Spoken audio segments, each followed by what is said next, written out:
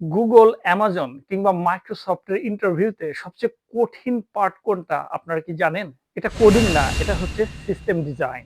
কারণ আপনি কোড লিখা শিখতে পারবেন একটু শ্রম দিলে, সময় দিলে।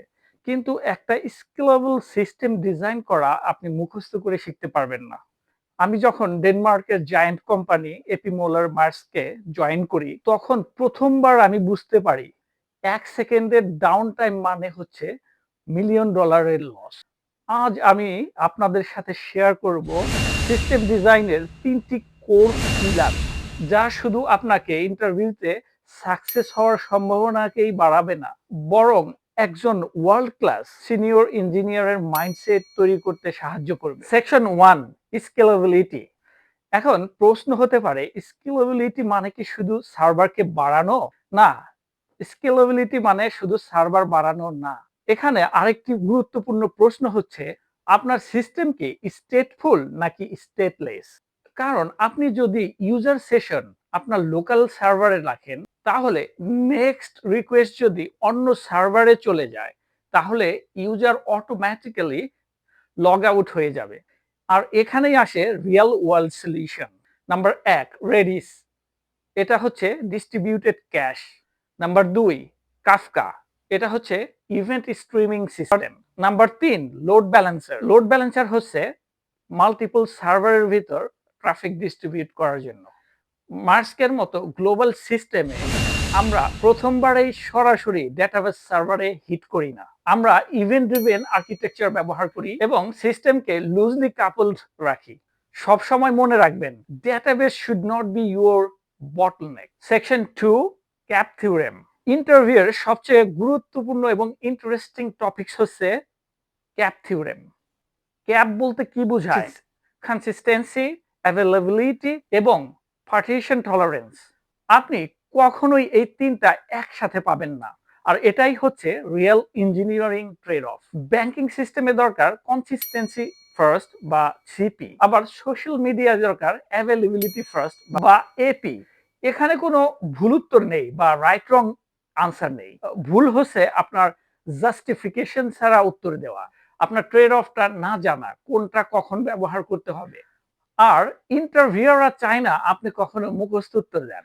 তারা চায় আপনার ডিসিশন আপনি এক্সপ্লেইন করেন বা এলাবোরেট করেন। Section 3, observability. এখন আসি সেই জায়গায় যেখানে 90% ডেভেলপাররা মিস করে। সিস্টেমকে শুধু রান করলেই হয় না, এটা আমাদের নজরদারিতে রাখতে হয় বা মনিটর করতে হয়।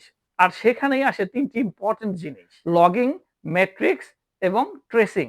বিশেষ করে ডিস্ট্রিবিউটেড ট্রেসিং। ধরেন একজন ইউজার একটা রিকোয়েস্ট দিল, সেটি এপিআই গেটওয়ে হয়ে পেমেন্ট সার্ভিস হয়ে ডেটাবেস সার্ভারে গেল। এখন কোথাও এরর হলে আপনি কিভাবে বুঝবেন সমস্যাটি কোথায়? আর এখানেই আপনাকে হেল্প করতে পারে ডিস্ট্রিবিউটেড ট্রেসিং। আর এটি হলো রিকোয়েস্টের জন্য একটা গুগল ম্যাপ। আপনি ঠিক দেখতে পাবেন রিকোয়েস্টটা কোন সার্ভিসে গিয়ে আটকে গেছে। Section 4, circuit breaker. এখন আসি সবচেয়ে গুরুত্বপূর্ণ কিন্তু আন্ডাররেটেড একটা টপিকসে। সেটি হচ্ছে সার্কিট ব্রেকার প্যাটার্ন।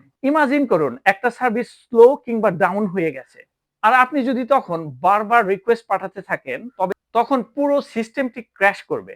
আর এই সার্কিট ব্রেকার প্যাটার্ন ইউজ করে সিস্টেম নিজে নিজে সিদ্ধান্ত নিতে পারে। সার্কিট ব্রেকারের 3টি স্টেট: ক্লোজড, ওপেন এবং হাফ ওপেন। সার্কিটটি যখন ক্লোজড হয়, তার মানে হচ্ছে সব নরমাল চলছে, ইটস নরমাল সিনারিও। আবার সার্কিট যদি ওপেন হয়, তার মানে রিকোয়েস্ট স্টপড, আর রিকোয়েস্ট পাঠানো যাবে না, যাতে সিস্টেমটা রেস্ট নিতে পারে এবং রিকভার করতে পারে। আর হাফ ওপেন মানে হচ্ছে টেস্ট করে দেখা সার্ভিসটি কি রিকভার করেছে বা ঠিক হয়ে গেছে কিনা। আপনার বাসার ইলেকট্রিক ফিউজ যেমন শর্ট সার্কিট হলে কানেকশন কাট করে দেয়, ঠিক তেমনি সার্কিট ব্রেকার আপনার সিস্টেমকে প্রোটেক্ট করে। নেটফ্লিক্স কিংবা উবারের মতো বড় বড় সিস্টেম এই সার্কিট ব্রেকার প্যাটার্ন ব্যবহার করে। Section 5, SLA and reliability. 99.9% মানে শুধু প্রমিস নয়, এটা ইঞ্জিনিয়ারিং ডিসিপ্লিন। বাস্তবতা হলো সিস্টেম উইল ফেইল।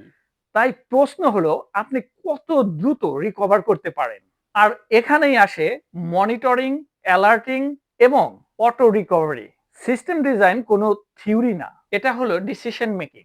এই ৫ বছরে আমি যা শিখেছি, টুলস ইম্পর্টেন্ট না, থিংকিং ইম্পর্টেন্ট। আপনি যদি চান নেক্সট ভিডিওতে আমি কোনো কনসেপ্ট আরো ডিটেইলস আলোচনা করি বা রিয়েল এক্সাম্পল দিয়ে আলোচনা করি, কমেন্ট করে জানান। ইনশাআল্লাহ আমি অ্যাড্রেস করার চেষ্টা করব। আর ভিডিওটি ভালো লাগলে সাবস্ক্রাইব করে সঙ্গে থাকুন। কারণ আমি আমার জীবনের বাস্তব অভিজ্ঞতা ধারাবাহিকভাবে শেয়ার করব। সেটা হতে পারে সিস্টেম ডিজাইন, সেটা হতে পারে advance programming, artificial intelligence, everything. পরবর্তী ভিডিওতে আবার দেখা হবে। সে পর্যন্ত সবাই ভালো থাকবেন। আল্লাহ হাফেজ।